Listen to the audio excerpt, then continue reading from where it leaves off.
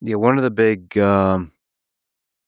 ways you protect user privacy is that you store the data. The infrastructure side of Telegram is distributed across many legal jurisdictions with the decryption keys. So it's encrypted in the cloud. The decryption keys are split and kept in different locations so that no single government or entity can access the data. Can you explain the strength of this approach? The way we designed Telegram is we never wanted to have any humans, any employees have any access to private messaging data. That's why since 2012, when we've been trying to come up with this design, we always invested a lot of effort into making sure that nobody can mess with it. Like if you hire an employee or any of the existing employee, they can't break the system in a way that would allow them to access messages of users. And then, of course, we launched end-to-end encrypted messaging that is even more protected, but it has certain limitations. So you still have to rely on encrypted cloud. So an interesting engineering challenge was how you make sure that no point of failure can be created within your team or outside. So no employee can even access user messages. So that's the thing. We talk about encryption, we talk about privacy, we talk about security, all these kinds of things. I think the number one thing that people are concerned about which there's also misinformation, is about private messages. So Telegram is very, very protective of the private messages of users. So you're saying employees never can access the private messages. Have any governments or intelligence agencies ever accessed private user messages in the past? No, never. Telegram has never shared a single private message with anyone, including governments and intelligence services. If you try to access any server in any of the data center locations, it's all encrypted. You can extract all the hard drives and analyze it, but you won't get anything. It's all encrypted in the way that is undecipherable. That was very important for us. That's why we can say with confidence there hasn't been ever a leakage of data, any leak of data from Telegram, not in terms of private messages, not in terms of, say, contact lists. Do you see in the future a possible scenario where you might share user private messages with governments or with intelligence agencies? No.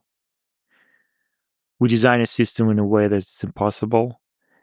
It would require us to change the system, and we won't do that because we made a promise to our users. We would rather shut Telegram down in a certain country than do that. So that's like one of the principles you operate under, is you're going to protect user privacy. I think it's fundamental.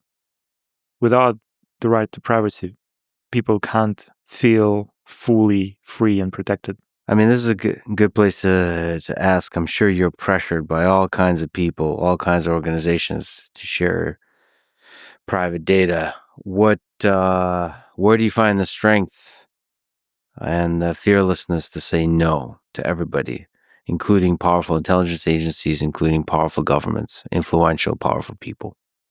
I guess part of it is just me being me. I stood up for myself and for my values since I was a little kid.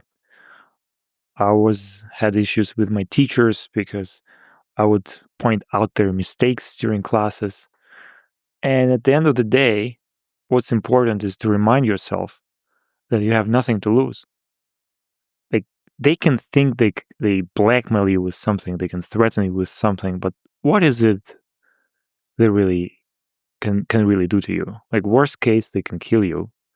But that brings us back to the first part of our discussion. There's no point living your life in fear. As for Telegram, it's incredibly successful But if we lose one market or two markets, or pretty much all of the markets, I don't care that much. It won't affect me. It won't affect my lifestyle in any way. I will still be doing my push-ups, So Yeah, you yeah. you don't like encryption, you don't like privacy, you think you should ban encryption in your country, like the European Union is trying to do now for all the member states. Well, go ahead and do that. We'll just quit this market. We won't operate there. It's not that important. They all think that somehow we profit from their citizens, and the only goal tech companies have is extracting revenues. And it's true, most tech companies are like this. But there are projects like Telegram, which are a bit different. And I'm not sure they realize that.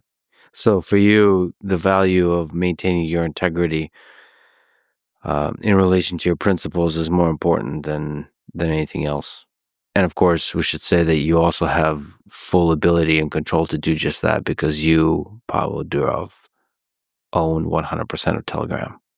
So there's no other anybody with a say on this question. There are no shareholders, which is quite unique. Very unique. I don't think there's anything even close to that in any major tech company. And this allows us to operate the way we operate, to build this project and maintain it based on certain fundamental principles, which, by the way, I think everybody believes in. I think the right to privacy is included in the constitution of most countries, at least most Western countries, but it's still under attack almost every week. And it often starts with well-meaning proposals. Oh, we have to fight crime. We have to do that. We have to protect the children. But at the end of the day, the result is the same. People lose their right to such fundamental thing as privacy. They sometimes lose their right to express themselves, to assemble. And this is a slippery slope that we witnessed in pretty much every autocratic country, or country that used to be free and then became autocratic. No dictator in the world ever said, let's just strip you away from your rights because I want more power to myself and I want you to be miserable. They all justified it with very reasonable sounding justifications. And then it came in stages gradually. And after a few years, people would find themselves in a position when they're helpless. They can't protest. Every message they send is monitored. They can't assemble. It's over. So you see Telegram as a place that people from all walks of life, from every nation, can have a place to speak their mind, to have a voice. In the context, in the geopolitical context that you're mentioning, that governments, when they become autocratic, naturally, is the way of the world, human nature and the nature of governments, they become more censorious.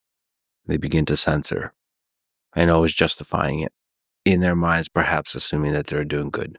Perhaps some of them assume they are doing good. But interestingly, it always results in the state accumulating more power at the expense of the individual. And then where does it stop? We humans are not very good at finding the right balance. And in this case, the right balance between chaos and order, between freedom and structure. We tend to go to extremes. I think you still consider yourself a libertarian. There is something about government that always, over time, naturally builds a larger and larger bureaucracy. And in that machine of bureaucracy, it accumulates more and more power. And it's not always that one individual member of that bureaucracy is the one that corrupts the initial principles on which the government was founded, but just something over time you forget. You begin to censor, you begin to limit the freedoms of the individual, the ability of the individuals to speak, to have a voice, to vote. It just gradually happens that way. And the government is not some abstract notion. The government consists of people. And these people have goals. They would naturally be inclined to increase their level of influence, to have more subordinates, to have more resources. And that's how you end up in an endless loop of ever increasing taxes, ever increasing regulation, which ultimately just suffocates free market, free enterprise, and free speech.